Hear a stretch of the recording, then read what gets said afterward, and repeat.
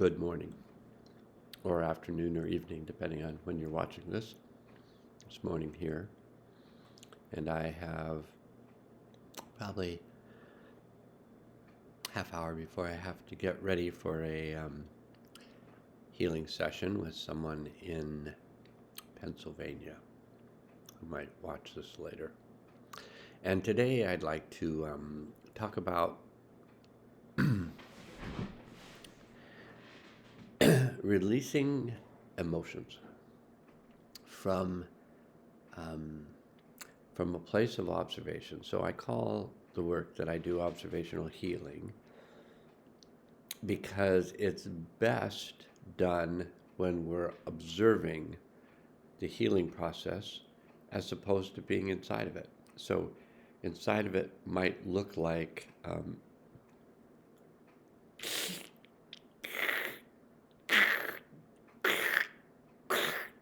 that would be inside of it. That would be releasing energy while being inside the vehicle that was releasing the energy. And then there's there's three states. There's self. I'm viewing the world from inside myself. There's other, as I'm viewing the world as if I'm an other. And then there's observer, which is viewing the world as neither self or other, outside of self and other, as an observer. And as an observer, we view the world with compassion and curiosity, but no other emotions. We observe emotions. So we observe emotions going on in ourself, or we observe emotions going on in an other. And through that observation and not getting entangled or involved in the emotions that are coming out, we help to ground and integrate the emotions that are releasing. And this ends up being very useful. Sometimes in the beginning of our healing process, we have to take a tennis racket, if you know what a tennis racket is, but some of you will, and you take a couple pillows and you beat on the pillow. You, I, hate my, whoever, father, mother, sister, brother, mean people at school, all that stuff. We beat it, we beat it, we beat it. That's where I started.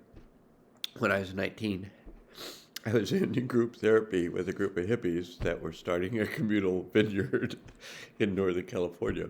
A true story. And my friend Lee, who actually owned the vineyard and was about six or 7 years older than I was, and he just decided he was just going to farm, just go into farming. Let's just be a farmer. So there's a lot of that going on today. But anyway, we ended up having a group from the vineyard, from the farm, that went into town, the town of Sonoma, and did therapy work with this fellow from, who had just gotten his master's in psychology and was doing group therapy. So that's how I learned to beat those emotions out of myself, or beat up my dad or my brother, or whoever it was that I was holding those emotions about. So I'm going to teach you what I consider to be a better way, and just appreciate the angle of the glasses, how they're kind of, oh, if I do it that way, they make them more even, but they want to go back that way. But pay no attention to that. Pay no attention to the glasses or the facial head movements, because it's kind of hard for me to watch when I'm doing it myself. But other than that, here's an opportunity that you have. And I'm going to talk about the release of emotions. And so let's start off with releasing anger.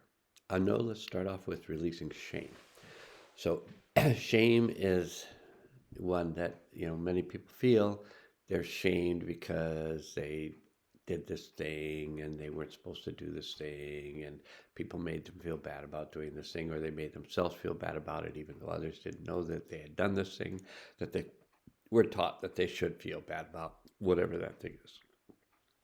And so I'm going to demonstrate, maybe without these glasses, take them off. I'm going to demonstrate the release of shame. I learned this in a healing trauma video not that long ago. There's the head shaking thing again, and not that long ago, and I found it very useful. So you can watch me do this. You can try it out for yourself. I'm going to be bending to the left side, and actually that is the left side as you're watching this. So that's interesting.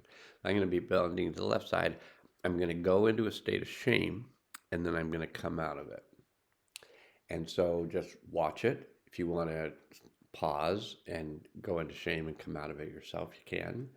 But it's easy. You can just think about something that you did that you feel really bad about now. It could have been something in childhood. It could have been easily something you did as a teenager because you were so interested in these various things and you tried all sorts of things that afterwards you thought, well, maybe I shouldn't have done that, but maybe not. Maybe you just felt like all of those things were useful, but sometimes we felt bad about them, or as childhood, whatever, 20s, 30s, 40s, 50s, 60s, and 70s. So if you've experienced a feeling of shame, like I wish I hadn't done that, or I feel really terrible about having done that, you might go into a physical expression like this. And then when you're really in it and you feel the tightness in your gut and the feeling in your chest and the pulling forward of your shoulders, and then you come out of it.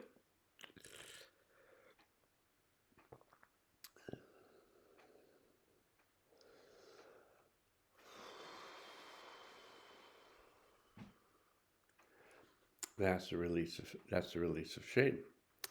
And so I've only done this work on shame. I've released a lot of fear, anger, grief, in sessions for myself, helped others to release these energies. But let's just see if there's kind of a physical demonstration, and I'm actually going into these states. So I'm demonstrating them, but I'm in them. So the demonstration seems more real because it is. That's how it works. If you're going to do something, do it. Don't practice doing something that you're not doing. Practice doing something that you are doing. And they say, and you can trust them to say this, practice makes perfect. And also then you could say, well, imperfect practice makes imperfect. Probably true. So I'm going to do it as perfectly as I can, and you might feel shame about trying to do something perfect. You might have to do this.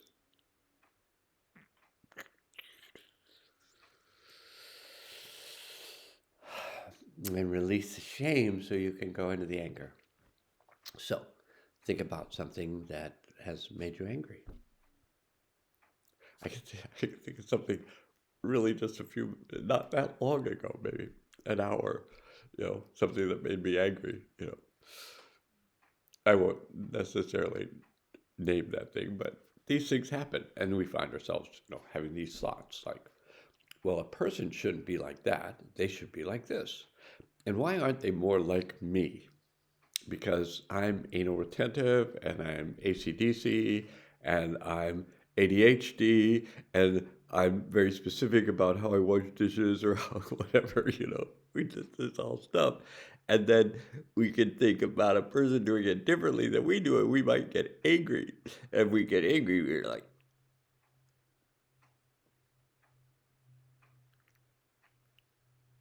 we could explode if we don't release it.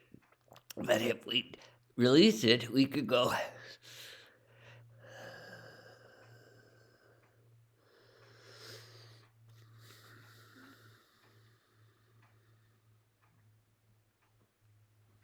Just let it out of your body. Okay, so have to be anger. Then I could think about something that made me fearful. So you can do that. You can think about something that when you think of this thing, you feel fear. And so let's just say there's been a fair amount of fear that has actually been programmed into your thinking over the past 3.5 years. We don't say about what, but that's programmed fear. Maybe I shouldn't be using the term programmed or fear, but I did. So we'll find out what happens if the speech police were to show up and they'd say, "Did you use program and fear in the same sentence?" I would go, "I don't remember." If they have video evidence, I go, "Oh, I guess I did, because there it is. I'm saying it right there." So we're going to just go in fear. We can just take something that, it's pretty easy to come up with things related to fear. We could come up with health, or we could come up with finances, or we could come up with food shortage, or we could come up with the cost of gas. Just whichever one of those, or the cost of anything. So let's just go with something simple, the cost of everything. And you might feel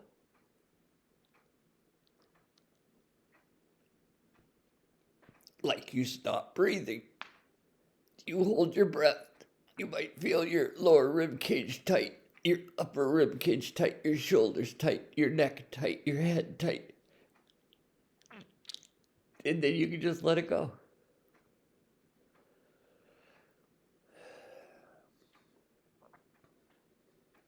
And it's interesting, you would think if you were in fear that you would close your eyes, but actually we oftentimes close our eyes. We're in fear, we close our eyes, and we think, I don't see it.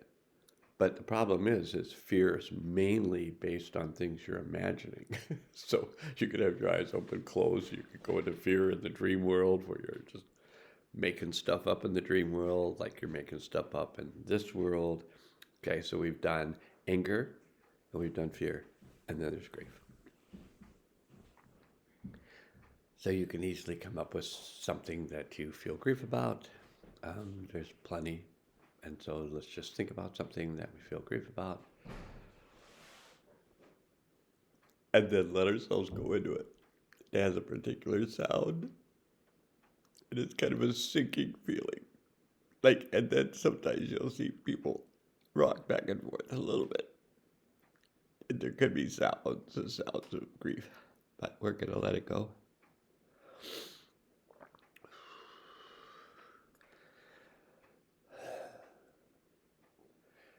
And so those are the big four, I'd say.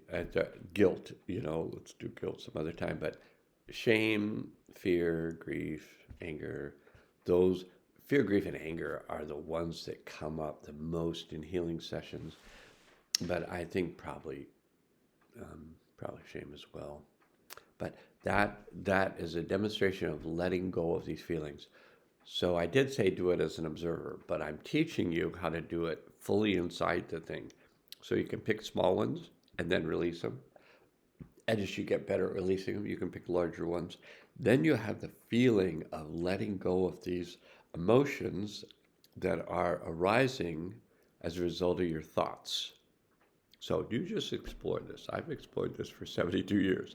You just explore this and see if the thoughts you're having are creating the feelings you're experiencing, the emotions you're experiencing. Just play with that. I've come to realize that's exactly what happens. I think something, and then I go into emotion.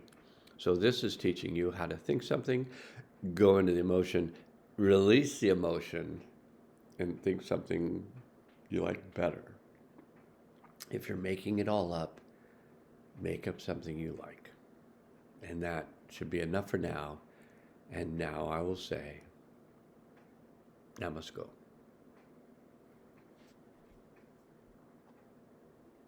Blessings.